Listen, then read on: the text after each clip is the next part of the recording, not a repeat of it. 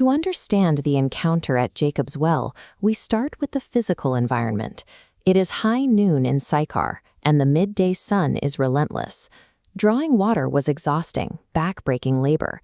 Because of the heat, women typically gathered at the well in the cool hours of the early morning. It was a shared chore and a central social event. This makes the arrival of a Samaritan woman at noon a glaring anomaly. She is coming at the worst possible time specifically to avoid others. This timing is a deliberate act of isolation.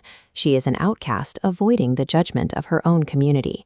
When she arrives, the well is occupied. A Jewish teacher, Jesus, is resting there. He has been walking all morning, and he is physically exhausted and thirsty. The scene is culturally explosive. Jews and Samaritans harbor centuries of racial and religious animosity.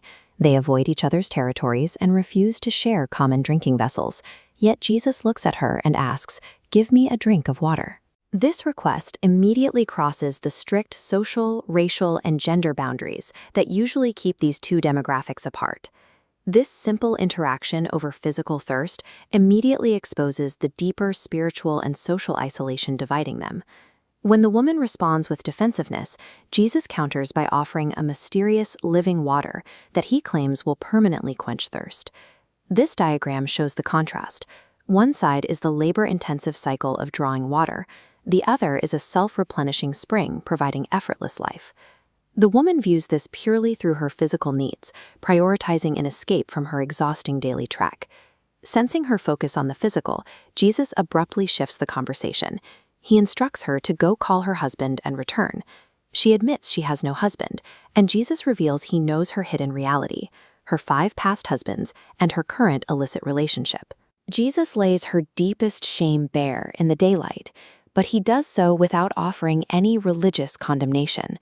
Stunned by this exposure, she recognizes him as a prophet and immediately pivots to a safer topic: the long-standing debate over whether Jerusalem or the Samaritan mountain is the proper place for worship. Jesus bypasses the geographic dispute entirely. He explains that true worship requires spirit and truth, then declares himself to be the awaited Messiah. The experience of having her shame met with grace instead of judgment bridges the gap between her physical exhaustion and a spiritual awakening. When the disciples return, they are quietly shocked to find Jesus ignoring every ingrained social rule to speak with this woman.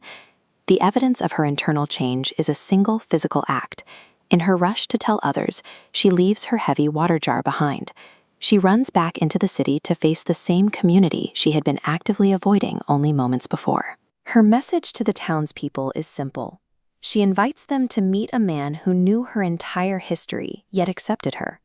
This intimate conversation triggers a response that draws the entire town out to meet this Jewish teacher.